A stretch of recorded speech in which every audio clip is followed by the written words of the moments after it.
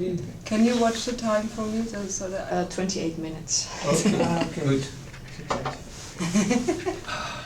28 minutes to talk about Osho, that's just not long enough. Welcome to Osho-TV, and today we are in Almere in a theater, and tonight there will be another big concert from Premal and Miten and Manoj and some guest musicians, and the whole venue is sold out already for a couple of weeks, so 1,000 people will come again to listen to their music. So the first thing I would like to ask Miten, can you tell how Osho came into your life? Osho came into my life because I was in the right place at the right time. And the right place was I was very psychologically troubled. That was the right place, because without that I wouldn't have read Osho's book. And I was just at a certain time in my life when I grasped at a straw, and the straw was a book called No Water, No Moon. And the book was Osho talking about Zen parables. Yeah. So anyway, that's how I came to him. It was through a book and through a series of events that brought me to a point in my life where I was looking for something meaningful and purposeful, and the life that I'd lived was not either. It was a chasing fame and fortune as a rock singer, you know, and that was just like a dead end. There's nowhere to go with that one. So I knew something about the Orange people, but not much. Mm-hmm. I knew there was this thing called the Orange people, and I never considered ever being part of something like that. It was not my way at all. I was a musician, you know, but I was a failed musician. And when I came to Osho, when I eventually came to Osho, the first thing I did was I sold all my guitars, because I wanted also to, I needed some money. And nobody in the community knew I was a musician. I didn't play music when I came into the community, no. And I just chopped carrots for a year, really, you know, and worked in the kitchens and the cleaning and healed. I was healing. I was in a very intense time. So I had the most amazing time healing and listening to this amazing music and singing and realizing that there was another way, and Osho had told me so in that book, and it was true. Mm-hmm. It was true. There was an alternative way of life, and when I came to him, my life began. My life actually began. Yeah. When you came to him, you directly took sannyas, or how did that happen? I just couldn't wait. I had couldn't no wait. question about anything. Yeah. I've never had a question for Osho in all these years. Never one time have I had it. When I tried to formulate a question, it always felt ridiculous, because I was happy, and all the scriptures, doesn't matter what scripture you have, if you're happy, that's where the scriptures lead us. Mm-hmm. And I was blissfully happy. I had no questions for the master. No, not at all. I just wanted to sing thank you to him, you know. Mm-hmm. And of course that's where I met Deva. Yeah, and Deva, how did you end up in Pune? In Pune much later, but in '81 my mum went That's to a good Pune. line. 81, my mum. She went to Pune, and she was already 49 years old, and it was a big step for her to go alone to Pune. And at that same time, my father, who was anyway quite eccentric and very open to spirituality, and who had brought us up with mantras and meditation, so it was already in the family, he took us to an Osho center near Munich. And I was 10 years old, and I remember going to that Osho center feeling totally normal about it, and doing my first dynamic meditation and Kundalini. And somebody asked me, and I said, yeah, I want to become a sannyasi, and I didn't really know anything about anything, but I just felt totally at home somehow. But your mum wasn't a sannyasin at that point. No, she came back as a sannyasi. So you took it independently of your mum and dad? No, I mean, she came back and I hadn't taken sannyas yet, you know, but I said, yeah, I want to become a sannyasi. And then it took me a little while to because I was a little scared about going to school with red clothes and mala, being 11 years old at that point, and somebody said, oh, it's okay, just don't wear it at school, you know, you can just do it at home. And so in that spirit I sent a letter to Pune, to Osho, for the new name, and it took forever to come back, and in that time I thought it's just not right, you know, either you just really do it totally or you don't do it. So I decided to wear it in school also. Then actually ended up wearing red and mala for 7 years. Yeah. Now my name means divine loving. Deva means divine and Premal means loving. Yeah. And yeah, I just felt this was the right place. Yeah. And Miten, what's the meaning of your name? Oh. Prabhu means God, God. It's Prabhu, I've learned, is a very sweet way to address the Master or the Divine Prabhu. It's like, my sweet Lord, really want to see you. And then Miten means friend, and the name friend of God. And it was the name that I needed because I didn't have a friend in the world when I came to Osho. I'd left everything, my family, my record company, manager, publisher, band. I just walked out on my life and came into Osho's world. And without knowing anybody, he gives me, I get the name Prabhu Miten, friend of God. Be a friend to yourself, be a friend to the inner space. And that's what I've learned these years, is when I meditate and when I close my eyes and I'm in my inner world, I befriend, I can feel that I'm comfortable in there. It's my friend. It's not that I struggle to be silent, or I struggle to watch my breath, or no, it's a feeling of being at home. Yeah. So Premal, when did you go to Deva? When did you go to Pune for the first time? In 87.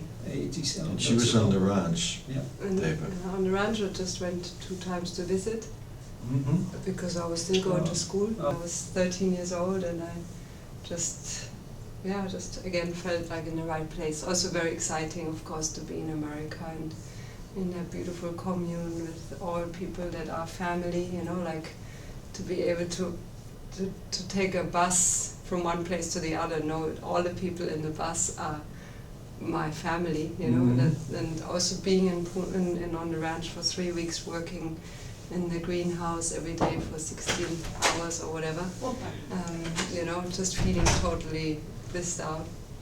Really nice. Singing in the bus coming back from kind of work, you know, really nice.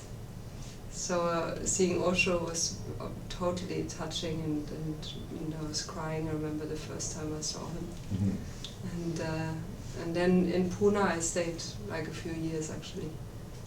And where did you meet him in this story? story? First thing you have to imagine. Do you remember the ranch? Do you remember You remember the darshan and the satsang, the big long lines of people. There was always a young 12, 13-year-old girl right in the front, and Deva used to make sure that she got there at the front, because she always wanted. Is it true? She was always in the front. I didn't know her. We never met until she was 20 or 18, 19.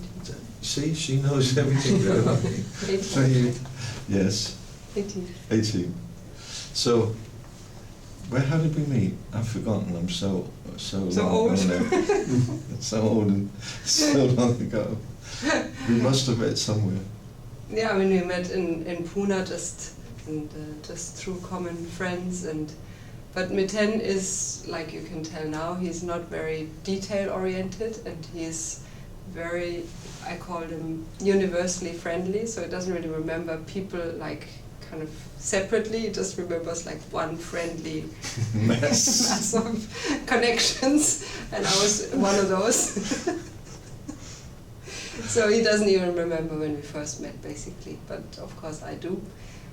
The real connection was when I did a training, a bodywork training, shiatsu training, and I needed a model, and I just thought like somebody I could give a session to and practice on, And the first person I saw was Miten, and I thought I knew him enough to ask him whether he'd be my model. You know, it was like somebody I was kind of familiar with. So when I asked him, he said, yeah, okay. And that was the beginning. That session was so extremely touching. We were both in tears for some, you know, like it was a mysterious thing.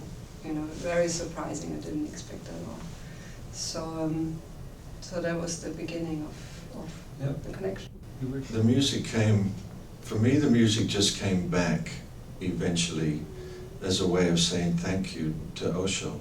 And so after many years of whatever, I began playing music again and making up the songs that they used to sing in music group, and then I felt like I was healed, so I could sing again and I could play and I could celebrate.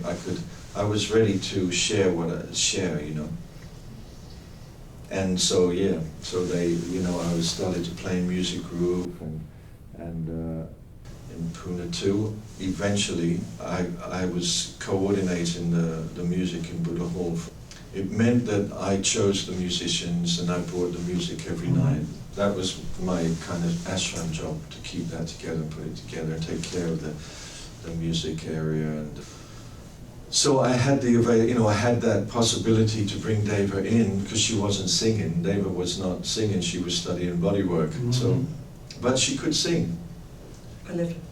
Yeah, I mean, you could sing. You know, the thing is, in sannyas, everybody would come to you and say, "Oh, can I sing? I want to be in the music group." You know, and I was the bad guy who used to say, "Can you sing though? Are you any good at it?" And so, you know, then I used to have to say, "Look, I know it's nice to sing, but we have a responsibility here, you know, with the music to create a space. It's not just any old thing, although Buddha Hall is big enough to take our mistakes. It's big enough to make mistakes in, but my responsibility is to make that music as good and as pure as I could. That's my job." So I wouldn't take her in on just because she was my girlfriend. What I learned was her mother was a classical musician, that she taught Deva, and Deva had been in music school to learn singing and violin and piano. So suddenly, without knowing it, I have a girlfriend who has had all this musical training and it's not been used. It was dormant. Yeah. I started to bring her in to show her what it feels like to sing on a microphone, to hear how different it is when you hear your voice on a microphone, to feel what it's like when you're playing with a lot of energy behind you with the music. All these things are very different to singing in your shower. And so, you know, it was Deva's apprenticeship was in Buddha Hall. She came in not to a nightclub where people are drinking and sing and you know, and maybe they listen, maybe they don't. This was meditation. Yeah. This was the peak of why we play music. Yeah. And I could see she was sensitive enough not to just sing because she was nervous on the mic, but when she was nervous, she wouldn't sing. And she had a deep sensitivity for the music, so I felt, okay, I can help her. Eventually, we could sing good together, you know. It was part of our tantric life to sit in the bed and sing with each other and play guitar and learn how to breathe with each other and how to connect with each other, just like making love, only it was with singing and with the voice. So that was the grounding for what we do now. When people say to us, "Oh my God, it's so beautiful, I wish I'd have met Osho," we say, "You have." I never met Osho, you know, I never hugged Osho, but I knew him. And so when people say that to me, I always tell them, "Hey, if you were in the concert, that's Osho. He was with us. That's it. That's that energy. It's laughter, it's deep, it's tearful, it's rocking out. It's everything is there in that concert. That you know, if you come in there, then you know Osho." Yeah. And that's how we share Osho, you know. At what point did mantras come into your life? Yeah, I mean, basically, they came to us actually at an Osho festival in England, where a friend of ours was singing the Gayatri mantra, and I heard those words and I thought, wow, I actually know every word that she's singing. And it just reminded me of my childhood when I was singing it as a good night song every night. And up to then, that was about 7 years. We'd been together for 7 years, and up to then I was very shy with my voice. I was just like a real good support to Miten. I could sing the second voice, and I was really comfortable in that. And I also knew that that was my place. I knew I couldn't really do anything else but support. And through the mantras, when then the Gayatri came to me and I tried to sing it myself, I realized, wow, now the shyness is gone to sing alone. I can actually carry this myself, which I hadn't been able to up until then. And it was just natural. It's like again coming home again, you know. And so then, of course, then I looked for more mantras, and it all felt very like that. The words are very comfortable for me, you know, the Sanskrit words. Yeah. So I can kind of learn them easily. I don't speak Sanskrit, but I can easily remember them, and it just feels like natural. Yeah. What is Osho's vision on mantras as a spiritual path? I mean, Osho has not given us any set path, as we all know, and that's the challenge that we all face, I think, as Osho disciples, is what is his guidance, what does that mean, you know? And the only guideline that I feel I've heard from him is follow your bliss. I mean, that sounds a little kind of cliche now, but follow what makes you happy, you know, just be in tune with your inner being, and out of however that manifests, that's your path. So he would of course strip away all the traditional ideas about mantras, and he would, you know, talk badly about them in some, and that's what many people remember, you know, you might as well say Coca-Cola and all that. So it's really about, you know, doing it consciously and doing it with respect, and not getting into an automatic kind of thing, or if I do this then I get enlightened, you know, because it's also about, you know, his whole teaching was about being in the moment. And if you just do the mantras to get somewhere, you know, then you've missed the point, you know.